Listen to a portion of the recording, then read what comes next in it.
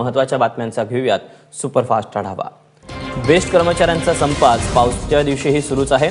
संपाबाबत काल झालेल्या बैठकांमध्ये कोणताही तोडगा निघाला नाही, त्यामुळे संप सुरूच ठेवण्याचा निर्णय बेस्ट कामगार कृती समितीने घेतलाय। त्यामुळे सलग 5व्या दिवशी मुंबईकरांचे प्रचंड हाल होण्याची शक्यता आहे। राज्य सरकारने नेमलेल्या उच्चस्तरीय समिती आणि कामगार कृती समिती यांच्यात आज संपाबाबत बैठक होणार आहे। बेस्टच्या संपात आज रस्ते दुरुस्ती, मलनिस्सारण आणि सफाई विभागाचे कर्मचारीही सहभागी होणार आहेत। संपाला अखिल भारतीय बंदर आणि गोदी कामगार संघटनेनेही पाठिंबा दिला आहे। बेस्ट कर्मचाऱ्यांचा संप मुंबईकरांना महागात पडण्याची शक्यता आहे। आर्थिक संकटातून बाहेर पडण्यासाठी बेस्ट प्रशासनाने भाडेवाढीचा प्रस्ताव तयार केला। बेस्टची आर्थिक सुधारणा होण्यासाठी बस तिकीट दरवाढ होणं आवश्यक असल्याचं मुंबई महापालिकेने सुचवलं होतं। बेस्ट प्रशासनाकडून 4 रुपये ते 23 रुपयांपर्यंतची भाडेवाढ प्रस्तावित असून 2 किलोमीटर ते 45 किलोमीटरच्या टप्प्यांवर भाडेवाढीचा प्रस्ताव आहे। या भाडेवाढीमुळे बेस्टचा तोटा कमी होणार असला तरी याचा थेट परिणाम प्रवाशांवर होणार आहे। बेस्ट कर्मचाऱ्यांच्या संपामुळे होणारी मुंबईकरांची गैरसोय टाळण्यासाठी आता स्कूल बस संघटना पुढे आली आहे। या संघटनेच्या 1000 बस आज मुंबईकरांच्या सेवेत रस्त्यावर उतरणार आहेत। त्याबरोबरच आणखी 1000 खासगी बस सेवा देखील तयार असल्याची माहिती स्कूल बस मालक संघटनेचे अध्यक्ष अनिल गर्ग यांनी दिली आहे। सकाळपासून आम्ही सर्व डिपोमध्ये देणार आणि ते प्रायव्हेट बसेस पण देणार। 7 वाजतापर्यंत स्टार्ट होणार, ते रात्री 10 वाजतापर्यंत चालणार। आता चालू आहे ऑलरेडी 300 बस आज संध्याकाळी आम्ही दिलेली आहे ऑलरेडी। दरम्यान राज्य सरकारने मध्यस्थी करून संपाबाबत तोडगा काढावा अशी मागणी मुंबईचे महापौर विश्वनाथ महाडेश्वर यांनी केली। त्यावर मुख्यमंत्र्यांनी मुंबई महापालिकेकडे राज्य सरकारपेक्षा जास्त पैसा असल्याचं म्हटलंय। त्यामुळे आता राज्य सरकार आणि मुंबई महापालिकेच्या या टोलवाटोलवीत बेस्टचा संप मिटणार तरी कधी हा प्रश्न मात्र अनुत्तरितच आहे। अशा प्रकारची मागणी माझ्यापर्यंत तरी पोचलेली नाही आणि अशी मागणी मला वाटत नाही की BMCतलं कोणी करेल, कारण सगळ्यांनाच माहिती आहे की BMC जी आहे ही म्हणजे महाराष्ट्र सरकारशी जर तुलना केली तर ती अधिक श्रीमंत आहे। पण मला असं वाटतं हा प्रश्न तो नाही आहे। प्रश्न असा आहे की पैसे देण्यापेक्षाही रिफॉर्म्स आणि जे काही कामगारांचं म्हणणं आहे या दोन्ही गोष्टी नीट झाल्या पाहिजेत, हा त्याचा प्रश्न आहे। आधार दुरुस्तीसाठी शुल्कात वाढ करण्याचा निर्णय सरकारकडून घेण्यात आलाय। अंगठ्याच्या ठशांमध्ये बदल करायचे असल्यास नागरिकांना आता 100 रुपये मोजावे लागणार आहेत। आधारवरील मोबाईल नंबर अपडेट करायचा असल्यास 50 रुपये मोजावे लागणार आहेत। 1 फेब्रुवारीपासून आपल्याला केवळ आवडत्या चॅनलचेच पैसे द्यावे लागणार आहेत। टीव्हीवर नेमकं कोणतं चॅनल पाहायचं हे निवडण्याचा अधिकार प्रेक्षकांना असला पाहिजे, असं मत ट्रायचे चेअरमन RS शर्मा यांनी ABP न्यूजला दिलेल्या मुलाखतीत व्यक्त केलं आहे। 92व्या अखिल भारतीय मराठी साहित्य संमेलनात सारस्वतांचा बाणा महाराष्ट्राला पाहायला मिळाला।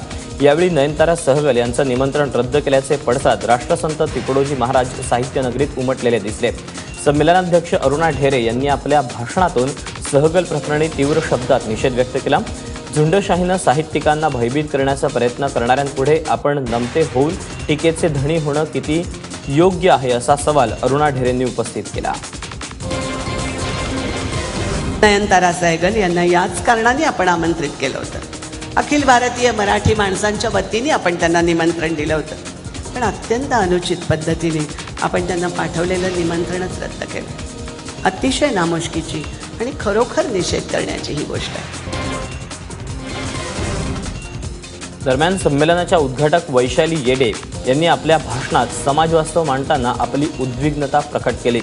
नवरा कमकुवत होता, तो गेला तरी मी लढणार आहे, असं वैशाली येडे म्हणाल्या। आपल्या वैधव्याला व्यवस्था जबाबदार असल्याचंही त्यांनी सांगितलं। नयनतारा सहगल यांना निमंत्रण नाकारण्याशी राज्य सरकारचा संबंध असल्याचं सांस्कृतिक कार्यमंत्री विनोद तावडे यांनी स्पष्ट केलं।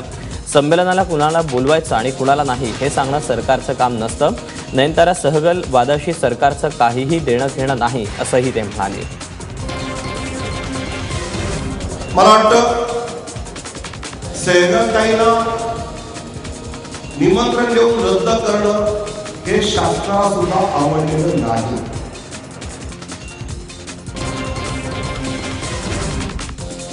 मुंबई विद्यापीठाच्या दीक्षांत सोहळ्यात यंदाही गेल्या वर्षीप्रमाणे मुलींनीच मोहर उमटवली आहे। कालच्या सोहळ्यात 40 सुवर्णपदक विजेत्यांपैकी 33 मुले आणि 7 मुलांचा समावेश आहे.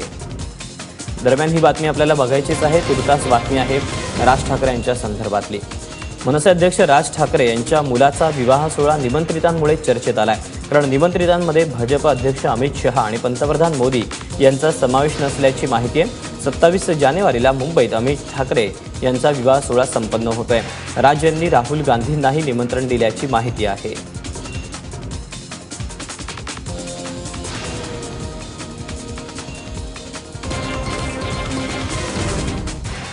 विधान परिषदेचे विरोधी पक्षनेते धनंजय मुंडे यांनी शिवसेना नेते रामदास कदम आणि अनंत गीते यांच्या कारभारावर जोरदार टीका केली. यावेळी त्यांनी रामदास कदम यांना दामदास कदम अशी उपमा देत टोला मारला.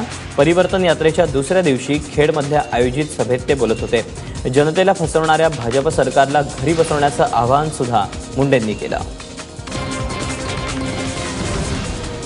ठाण्यातल्या ओपन फेस्टिवलला सुरुवात झाली आहे. फेस्टिवलचं यंदाचं हे 5वं वर्ष आहे. रसिकांना भारावून टाकणारा हा फेस्टिवल 14 जानेवारीपर्यंत रंगणार आहे. यात विविध कलाकार आपली कलासुद्धा सादर करणार आहेत. फेस्टिवलच्या निमित्तानं तलावाला सुद्धा आकर्षक अशी रोषणाई करण्यात आली आहे.